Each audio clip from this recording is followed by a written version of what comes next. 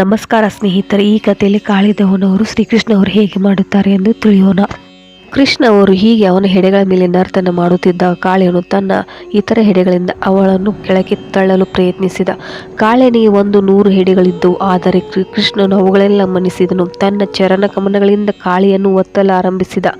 ಸರ್ಪಕ್ಕೆ ಇದನ್ನು ತಡೆಯಲು ಅಸಾಧ್ಯವಾಗಲಿಲ್ಲ. ಕ್ರಮೇಣ ಕಾಳಿಯನು ತನ್ನ ಪ್ರಾಣವನ್ನು ಉಳಿಸಿಕೊಳ್ಳುವುದಕ್ಕಾಗಿ ಹೆಣಗಬೇಕಾಯಿತು. ಅವನು ಎಲ್ಲ ಬಗೆಯ ಹೊಲಸುಗಳನ್ನು ವಾಂತಿ ಮಾಡಿದನು ಮತ್ತು ಊರುಗಳನ್ನು ಅವನ ಒಳಗಿನಿಂದ ವಿಷಪೂರಿತ ವಸ್ತುಗಳು ಹೊರಕ್ಕೆ ಬಂದವು. ಕಾಳಿಯನ ಪಾಪದ ಹೊರೆ ಕಡಿಮೆಯಾಯಿತು. ಬಹು ರೋಷದಿಂದ ಅವನ ಪ್ರಾಣಕ್ಕಾಗಿ ಹೋರಾಡುತ್ತಿದ್ದ ಪ್ರಭುವನ್ನು ಕೊಲ್ಲಲು ಒಂದು ಹೆಡೆಯನ್ನು ಎತ್ತಿದನು. ಪ್ರಭು ಕೂಡಲೇ ಅದನ್ನು ಒದ್ದು ಅದರ ಮೇಲೆ ಕುಣಿದು ಆ ಹೆಡೆಯನ್ನು ವಶಪಡಿಸಿಕೊಂಡನು ಮತ್ತು ಮನಿಸಿದನು. ದೇವೋತ್ತಮ ಪರಮಪುರುಷನಾದ ವಿಷ್ಣುವಿಗೆ ಅರ್ಚನೆವಾಗುವಂತೆ ತೋರಿತು.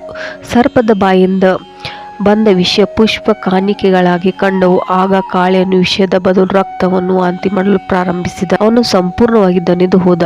ಪ್ರಭುವಿನ ವಧೆಗಳಿಂದ ಅವನ ದೇಹವು ಮುರಿದು ಹೋಗುವಂತೆ ಕಂಡಿತು. ಆದರೆ ಕಡೆಗೆ ಕೃಷ್ಣ ದೇವೋತ್ತಮ ಪರಮಪುರುಷ ಮನಸ್ಸಿನಲ್ಲಿ ಅರ್ಥ ಮಾಡಿಕೊಳ್ಳಲು ಆರಂಭಿಸಿದ. ಅವನಿಗೆ ಶರಣಾಗಲು ಪ್ರಾರಂಭಿಸಿದನು. ಕೃಷ್ಣನ ಪರಮ ಪ್ರಭು ಎಂದು ಅವನಿಗೆ ಅರ್ಥವಾಯಿತು. ಸರ್ಪದ ಹೆಂಡತಿಯು ನಾಗಪತ್ನಿ ಎಂದು ಅವರ ಹೆಸರು. ಇಡೀ ವಿಶ್ವ ಅಡಗಿರುವ ಪ್ರಭುವಿನ ಕಾಲಿನ ಪೆಟ್ಟುಗಳಿಂದ ತಮ್ಮ ಪತಿಯು ಸೋಲುತ್ತಿದ್ದಾನೆ ಎಂದು ಅವರು ಕಂಡರು. ನಾಗಪತ್ನಿಯವರು ಶ್ರೀಕೃಷ್ಣವರಿಗೆ ಹೀಗೆ ಪ್ರಾರ್ಥನೆ ಮಾಡಿದರು.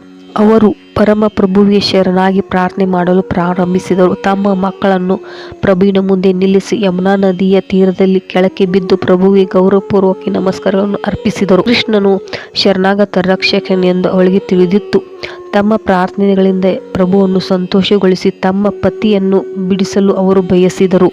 ಕಾಳಿಯನಿಗೆ ನೀನು ಶಿಕ್ಷೆ ವಿಧಿಸಿದಂತೆ ಕಂಡರೂ ಅದು ಒಂದು ವರವೆಂದು ನಾನು ಭಾವಿಸುತ್ತೇನೆ. ನೀವು ಯಾರನ್ನಾದರೂ ಶಿಕ್ಷಿಸಿದಾಗ ಅವನ ಪಾಪ ಕರ್ಮಗಳೆಲ್ಲ ಫಲವೆಂದು ತೊಡಗು ಹೋಗುತ್ತದೆ ಎಂದು ಅರ್ಥ ಮಾಡಿಕೊಳ್ಳಬೇಕು. ಆದುದರಿಂದ ನೀವು ಶಿಕ್ಷೆಯನ್ನು ವಿಧಿಸಿದ್ದು ಒಂದು ದೊಡ್ಡ ಅನುಗ್ರಹ ಎಂದು ನಾನು ಭಾವಿಸುತ್ತೇನೆ. ಕಾಳಿಯನು ಸರ್ಪದ ದೇಹವನ್ನು ಹೊಂದಿದ್ದರಿಂದ ಮಾಡಿದ ಕೃತ್ಯಗಳು ಪಾಪ ಫಲಗಳೆಲ್ಲ ನೀವು ಅವನ ಹೆಡೆಯ ಮೇಲೆ ನರ್ತನ ಮಾಡಿದ್ದರಿಂದ ಕಡಿಮೆಯಾಗಿದೆ. ಆದ್ದರಿಂದ ನೀವು ಬಹಳ ಕೋಪಗೊಂಡು ಈ ರೀತಿ ಅವನಿಗೆ ಶಿಕ್ಷೆಯನ್ನು ನೀಡಿದ್ದು ಬಹು ಶುಭಕರ ಎಂದು ನಾನು ಭಾವಿಸುತ್ತೇನೆ.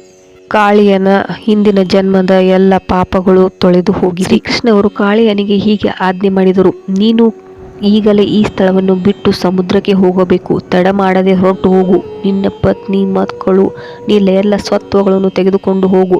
ಯಮುನಾ ನದಿಯ ನೀರು ಕಲುಷಿತಗೊಳಿಸಬೇಡ. ನನ್ನ ಹಸುಗಳು ಮತ್ತು ಗೋಪಾಲಕರು ತೊಂದರೆ ಇಲ್ಲದೆ ಈ ನೀರನ್ನು ಕುಡಿಯುವಂತಾಗಲಿ. ಕಾಳಿಯನ ಸರ್ಪದ ಮತ್ತು ಅವನಿಗಾದ ಶಿಕ್ಷೆ ವೃತ್ತಾಂತರವನ್ನು ಕೇಳಿದ ಯಾರೇ ಆಗಲಿ ಹಸುವಿನಿಂದ ತುಂಬಿದ ಹಾವಿನ ವಿಷಯದಲ್ಲಿ ಭಯಪಡುವಂತಿಲ್ಲ. ಪ್ರಭು ಹೀಗೆ ಹೇಳಿದರು.